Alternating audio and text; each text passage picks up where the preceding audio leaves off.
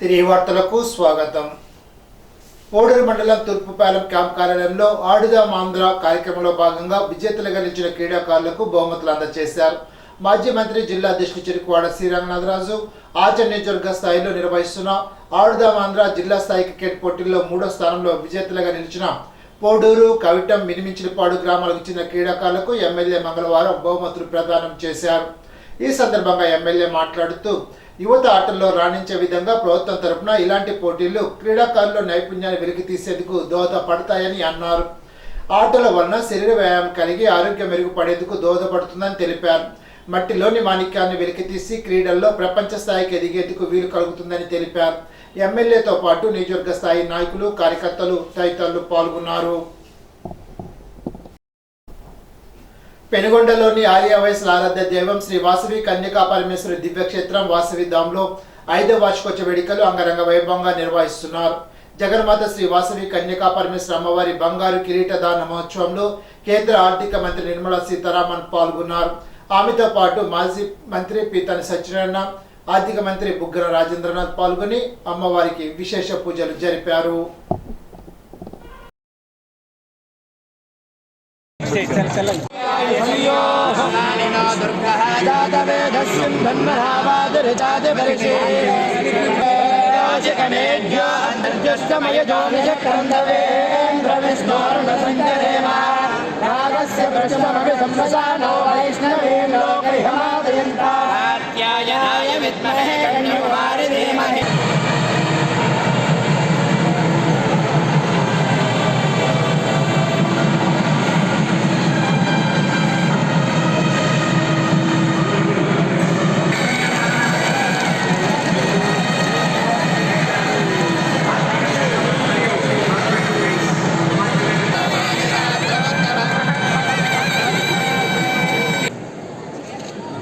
ఒకసారి ఇలా నిలబెట్టి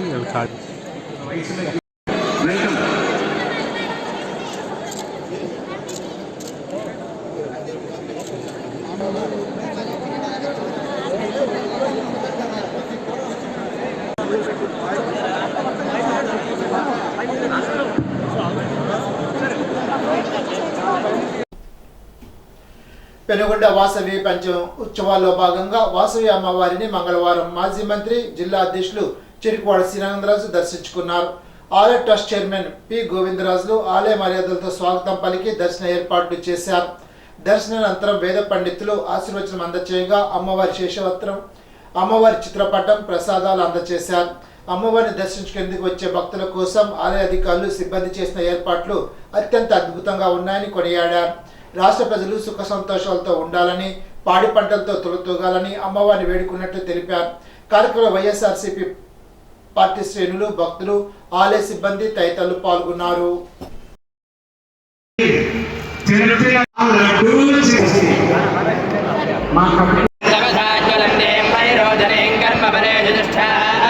दुर्गां देवीं शरणमहं प्रपद्ये सुदर्शनसे नमः अग्ने त्वं पारयानव्यो अस्मान् तस्य विरदुर्गान् विश्वा गोष्ठवृद्धे बहुलान वर्वे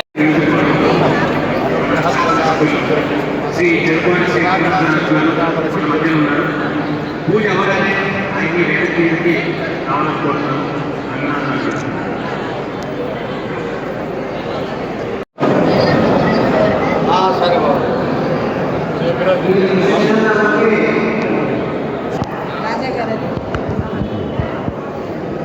వేలాంతర మంది, లక్షాంతర మందికి ఉచిత అన్నదానం చేస్తూ వస్తాం.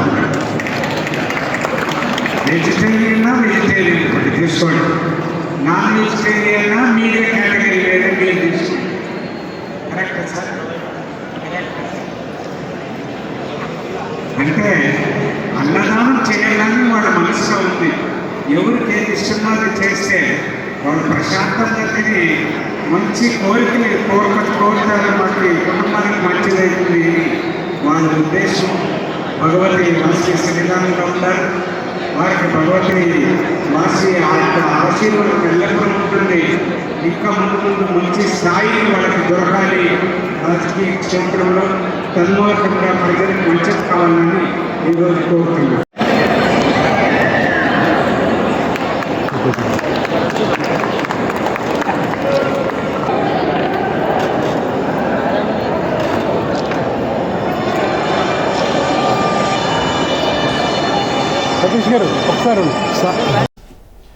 మోగలులో ఇటీవల ప్రమాదానికి గురై అనారోగ్యంతో బాధపడుతున్న కుటుంబాలను మాజీ ఎమ్మెల్యే శివరామరాజు పరామర్శించి శివ స్వచ్ఛంద సంస్థ ఆధ్వర్యంలో సరిదే వెంకటేశ్వరరావు, ఉండాజుల భాస్కరరావు సోదరుడు యోహాన్ కుటుంబ సభ్యులకు ఆర్థిక సాయాన్ని అందించారు.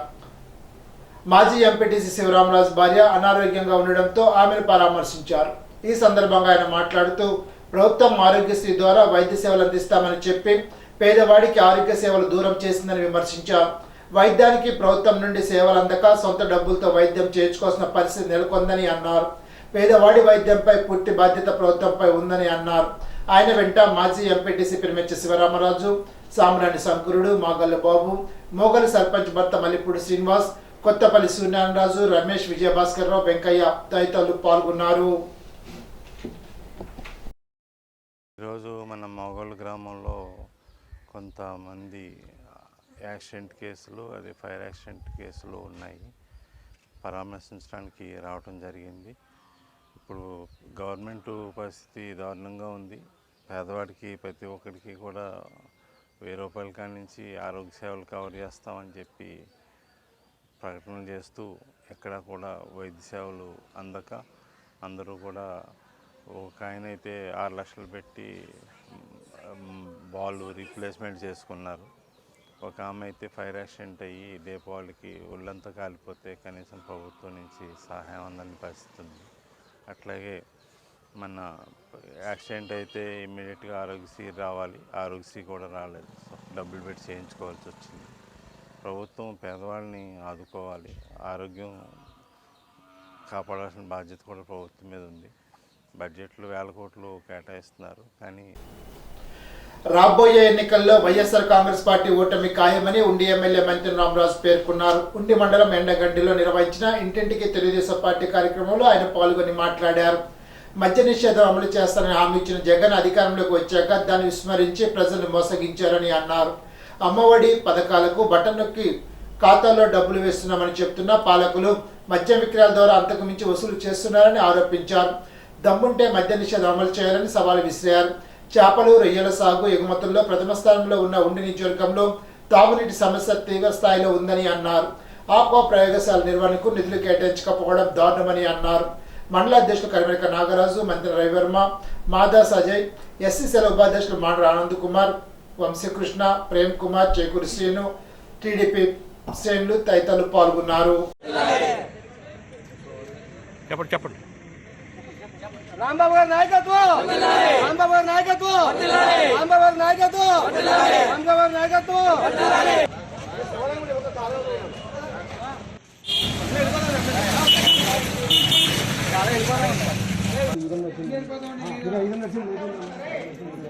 ఓకే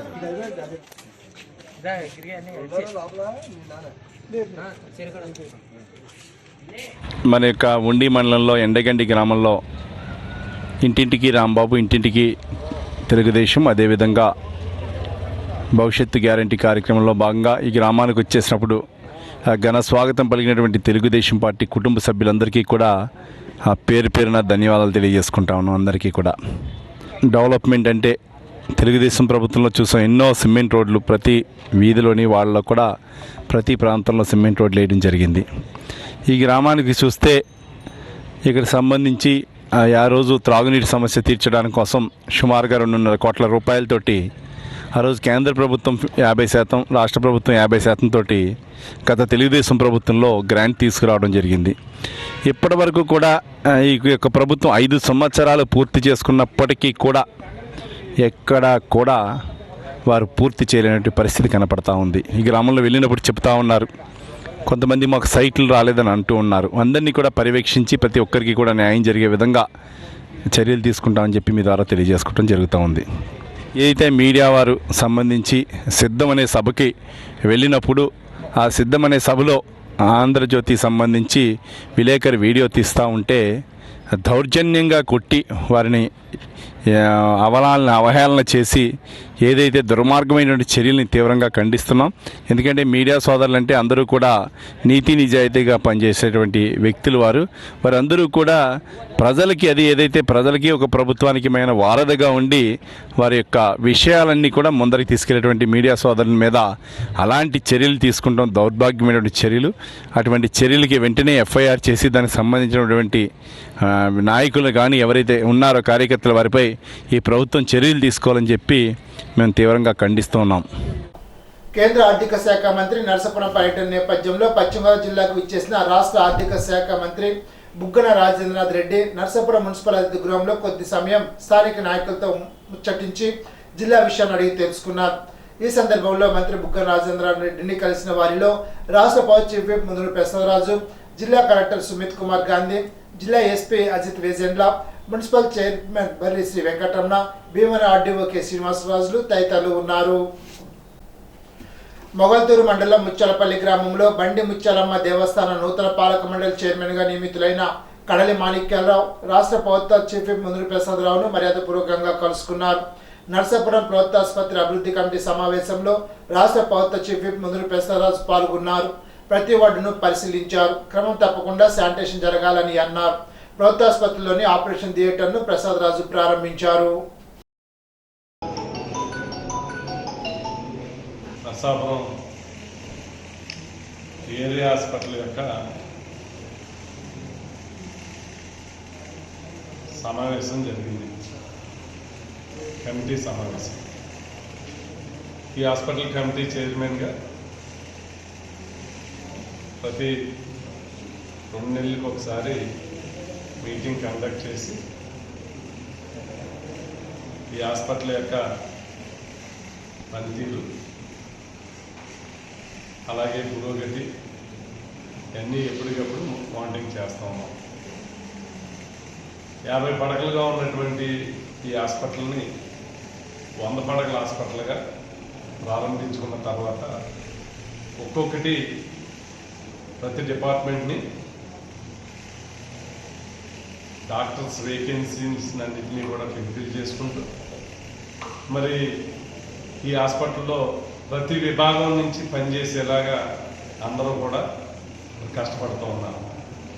ఈ రోజున ప్రతి విభాగంలో డాక్టర్లని నియమించుకుని ఏదైతే మన ప్రాంతంలో ఉన్నటువంటి రోగులందరికీ కూడా వైద్యం అందించడానికి ప్రభుత్వం చేస్తున్నటువంటి కృషికి ప్రతిఫలంగా ఇక్కడ అంతా కూడా పూర్తి స్థాయిలో మరి ప్రతి ఒక్కరికి కూడా వైద్యం అందించేటువంటి కార్యక్రమాన్ని చేపట్టడం జరిగింది.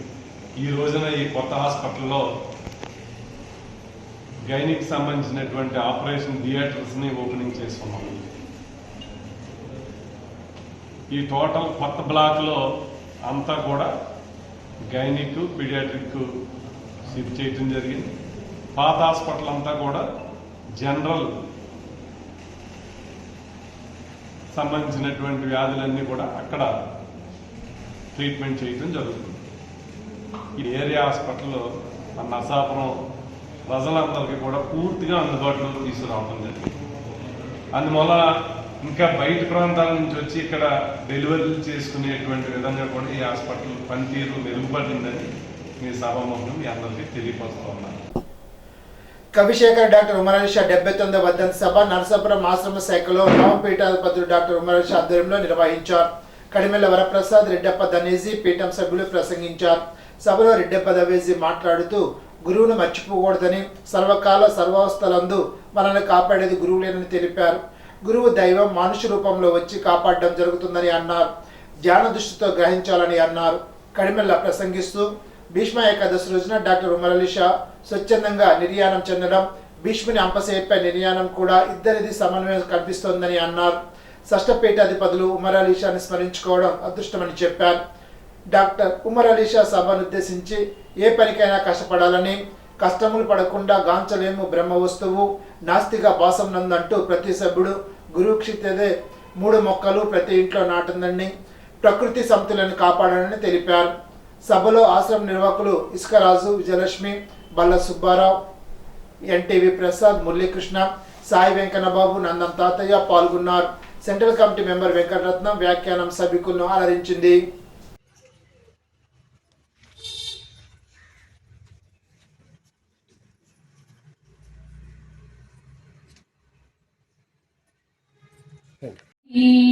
ప్రబోధించెను ఉపదేశించెను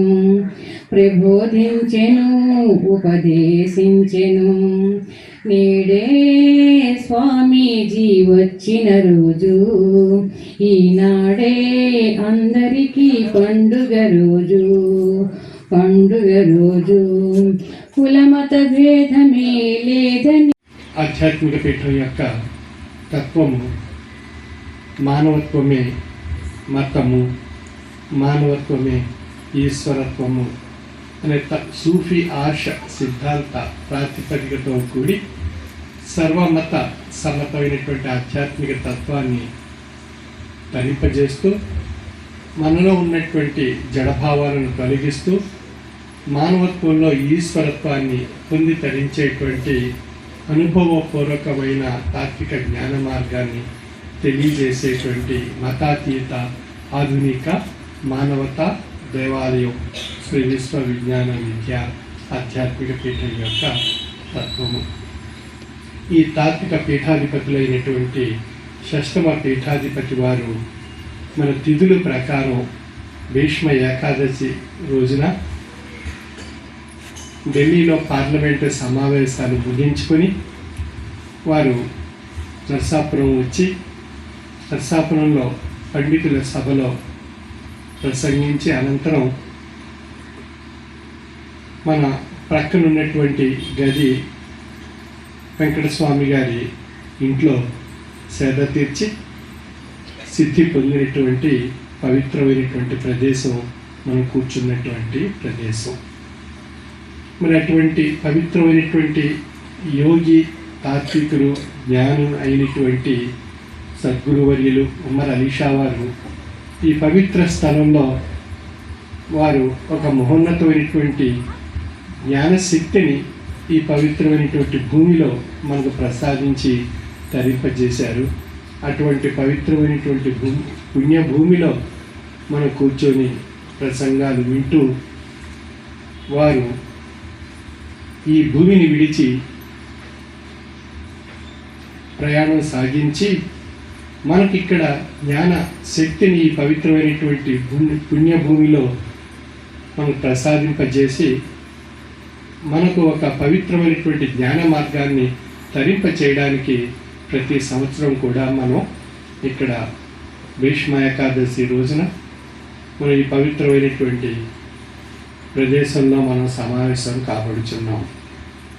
అంచేత పవిత్రత అనేది మన హృదయంలోనూ మన మనస్సులోనూ మన దినచర్యలోనూ సమకూర్చుకోవడానికి కావలసినటువంటి అమూల్యమైనటువంటి తాత్విక జ్ఞానాన్ని మనకు ప్రసాదించారు.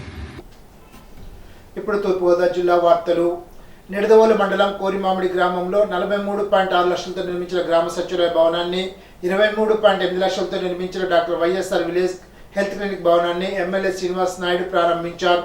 గ్రామ సర్పంచులు, ఎంపీపీ, జెడ్పీటీసీ, వైసీపీ నాయకులు, కార్యకర్తలు తదితరులు ఈ కార్యక్రమంలో పాల్గొన్నారు.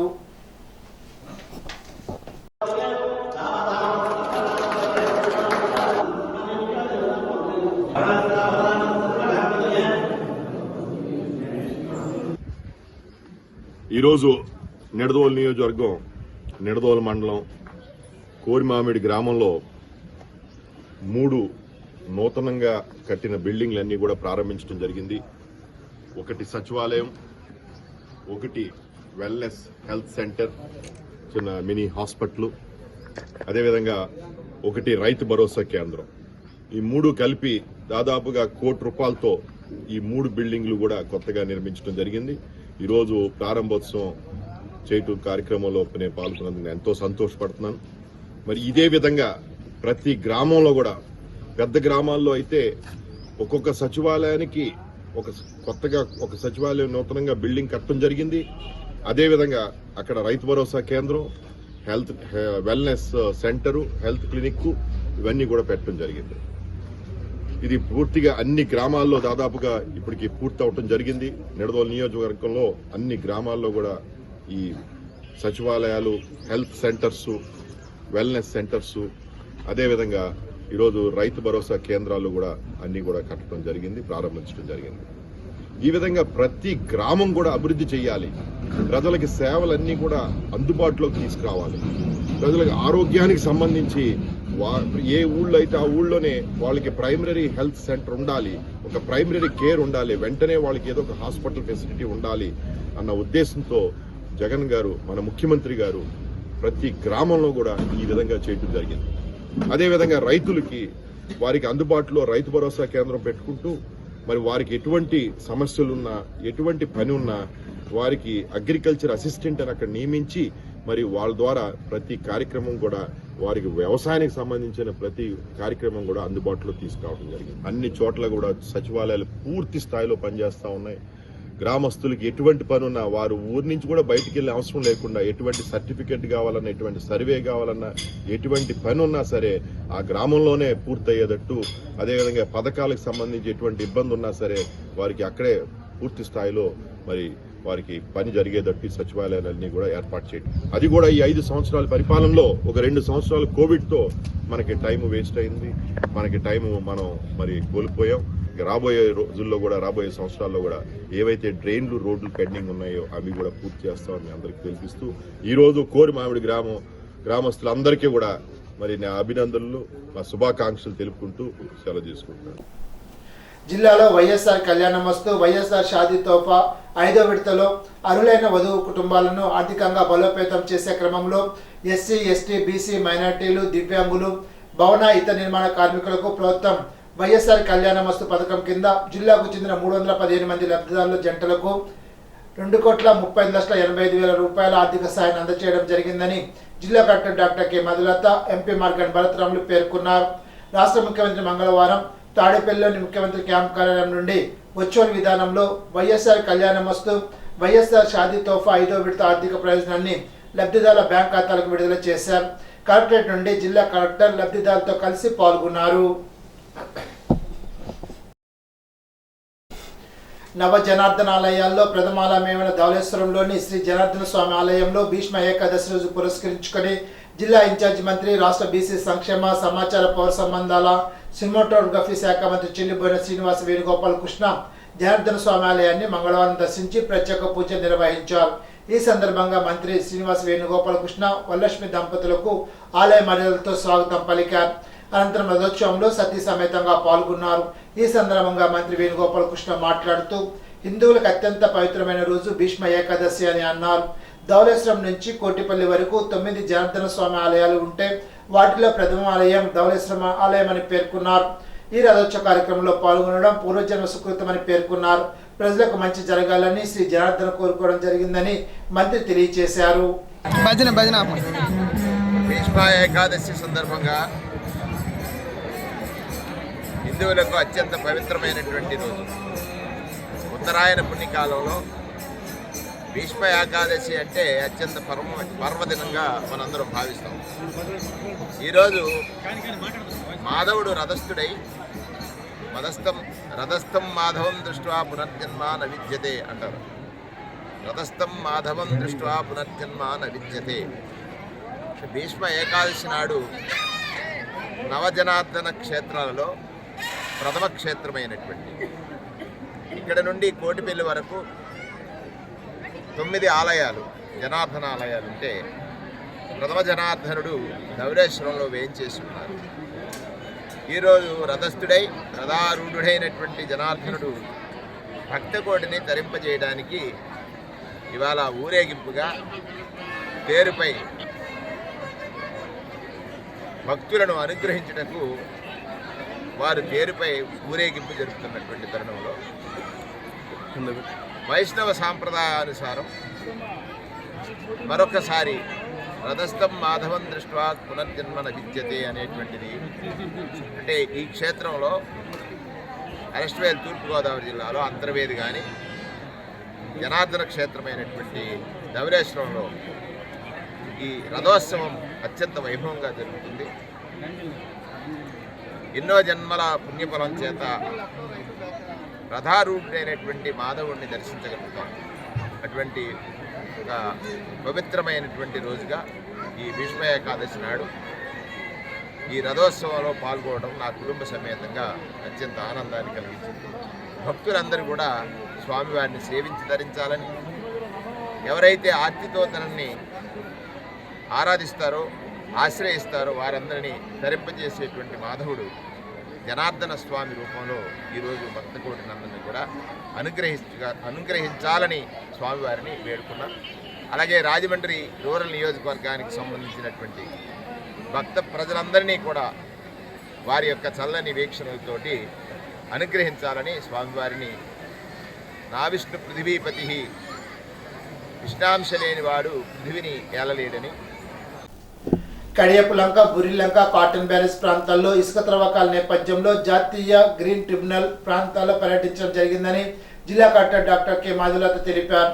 మంగళవారం ఎస్జిటి బృంద సభ్యులు, central pollution control board regional director, Chennai శాస్త్రవేత్త డి సౌమ్య, పర్యావరణ కాలుష్య నియంత్రణ engineering BHEL Sandeep Reddy, Dhavaleswaram Godavari delta system chief engineer R Satish Kumar, assistant director mines and geology Thurpu Godavari M Subrahmanyam తదితరులతో కలిసి క్షేత్రస్థాయిలో పర్యటించడం జరిగిందని తెలిపారు. క్షేత్రస్థాయిలో పర్యటించి అధ్యయనం చేయడం జరిగిందని అన్నారు. ఈ పర్యటనలో irrigation heads works EE R Kasi Visweswararao తదితరులు పాల్గొన్నారు.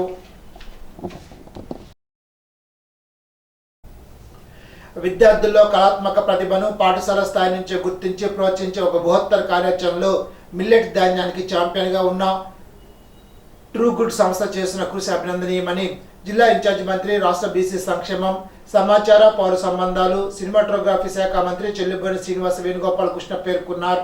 మంగళవారం మంత్రి క్యాంప్ కార్యాలయంలో మిల్లెట్ ఆహార పదార్థాల స్నాక్ బ్రాండ్ లోగో పోటీ విజేతలకు ట్రూ గుడ్ సంస్థ అందిస్తున్న బహుమతుల ప్రధానోత్సవ కార్యక్రమంలో ముఖ్య అతిథిగా మంత్రి వేణుగోపాల్ కృష్ణ, ట్రూ గుడ్ సంస్థ ఎండి రాజు భూపత్తో కలిసి పాల్గొన్నారు.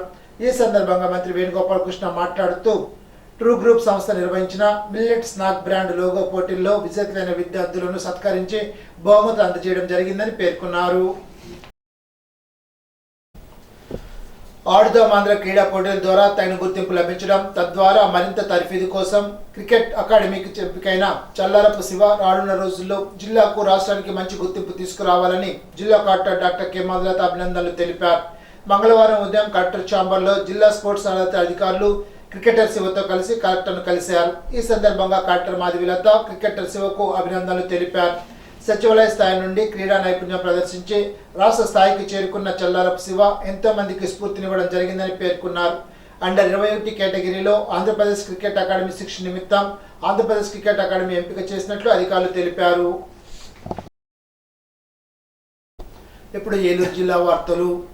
భవన నిర్మాణ కార్మికుల సంక్షేమ పథకాల అమలు కోసం ఫిబ్రవరి 28, 29 తేదీల్లో కేంద్రాల్లో జరిగే ధర్నా నిరసన కార్యక్రమంలో పాల్గొని జయప్రదం చేయాలని ఏలూరు జిల్లా బిల్డింగ్ వర్కర్స్ యూనియన్ ప్రధాన కార్యదర్శి నారపల్లి రమణారావు పిలుపునిచ్చారు.